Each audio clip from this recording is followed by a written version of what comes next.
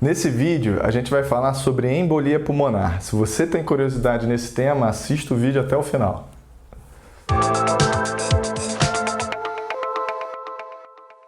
Olá, amigos do Clube da Plástica, tudo bem?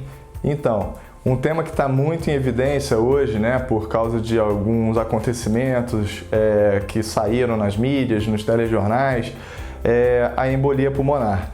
Eu vou explicar para vocês o que é a embolia pulmonar e vou falar um pouquinho sobre as consequências dessa patologia, tá certo?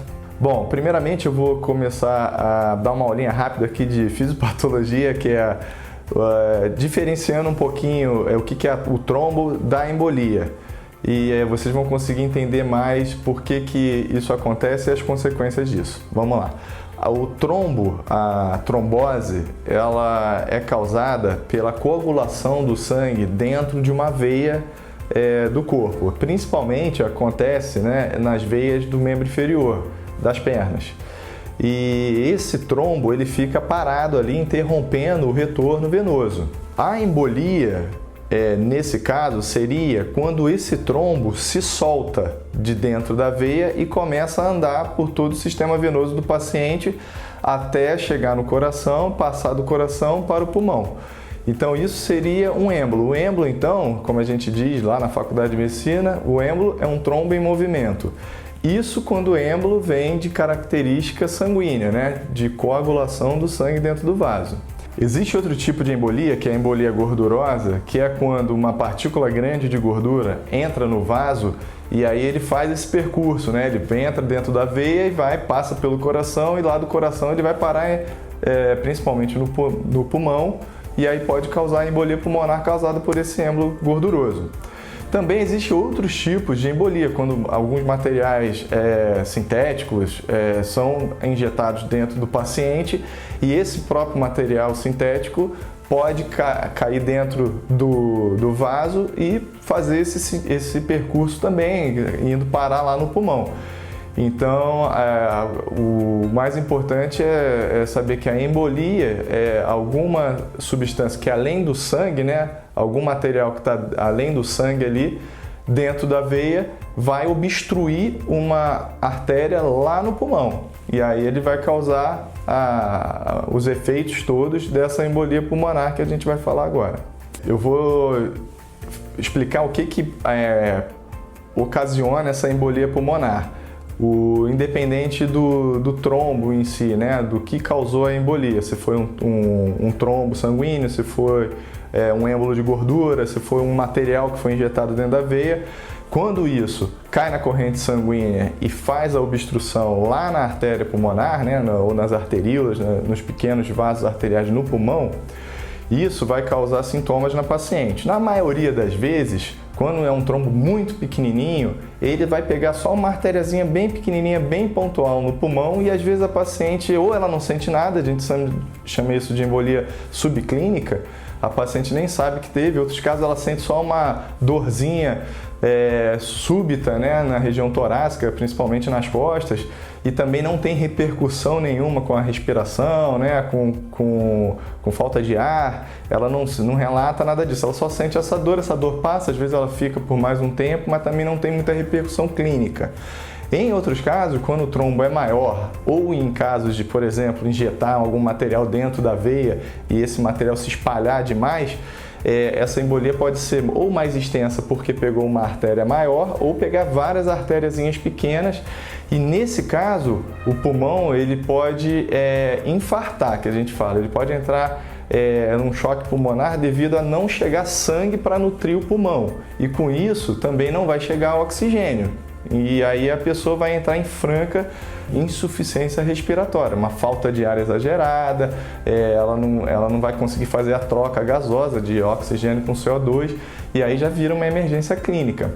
Esse caso que é perigoso, o paciente tem que dar a entrada rapidamente numa emergência para fazer exames, para fechar esse diagnóstico, e fechando o diagnóstico, começar o tratamento intensivo, para não deixar que tenha mais trombos e tentar reverter esse quadro pulmonar que já foi instalado.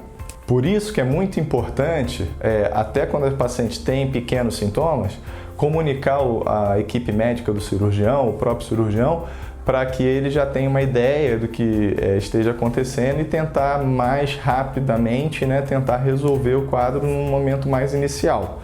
Por isso que é sempre importante a paciente ter esse contato, né, essa relação médico-paciente bem presente. O diagnóstico vai ser feito clinicamente, né, e também vai ser através de exames de imagem. E aí, fechando o diagnóstico, se inicia o tratamento. Agora eu vou falar rapidamente como nós fazemos para diminuir esses riscos. Inicialmente, a gente pensando em embolia por trombose, por formação de trombo lá na veia, né, o sangue que coagula lá no vaso, como eu falei inicialmente, a gente tem que ter aqueles cuidados todos, começando na consulta médica, através da entrevista, fazendo perguntas para a paciente, onde ela possa dar dicas ou pistas se ela tem uma propensão maior a desenvolver esse tipo de problema. E aí, a partir daí, a gente vai traçar uma conduta de profilaxia, né, para prevenir a formação desses trombos da melhor maneira possível. A gente vai usar, pode usar meias elásticas na paciente, meias compressivas nas pernas, para não deixar o sangue muito tempo parado lá embaixo. Estimular a deambulação da paciente no pós-operatório mais rapidamente, mandá-la andar mais rapidamente assim que possível.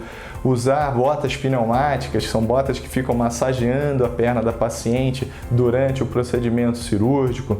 Fazer, em alguns casos, o uso de anticoagulante. A paciente pode fazer até antes da cirurgia começar com anticoagulante em alguns casos, faz já no dia seguinte da cirurgia e pode prosseguir por mais alguns dias em casa, ela mesma aplicando o anticoagulante ou tomando comprimido por via oral, assim como for a conduta de cada cirurgião.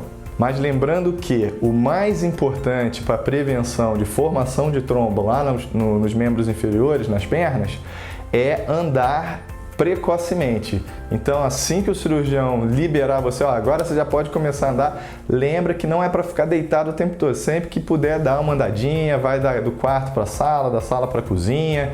Não fica muitos minutos, muitas horas, né, deitada, parada. E sempre que tiver parada, deitada também ou sentada, a gente gosta que a paciente fique mexendo a perninha. Só de você ficar indo com o pezinho para frente e para trás, você já dá uma bombeada ali na panturrilha e faz essa movimentação do sangue lá na perna. Os outros tipos de embolia, a embolia gordurosa, a embolia por outros materiais, né, materiais sintéticos que algumas pessoas fazem aplicação, né, nas pacientes, essas embolias não dependem muito da paciente para prevenção.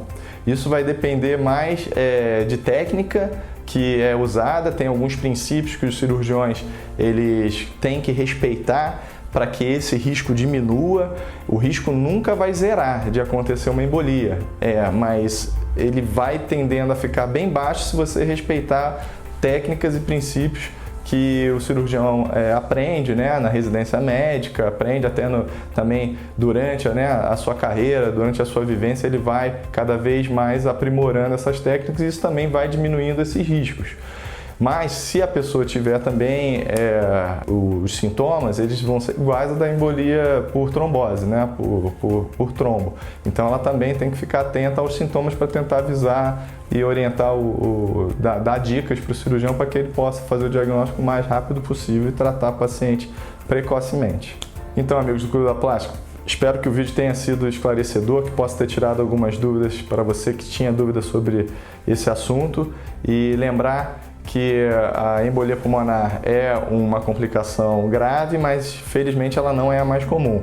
Então fique atento aos sintomas, se alguém perto de você está tendo esse sintoma ou você mesmo está sentindo, entre em contato mais rápido com o cirurgião plástico para que as medidas sejam tomadas o mais rápido possível. Semana que vem eu volto aí com outro vídeo e até lá!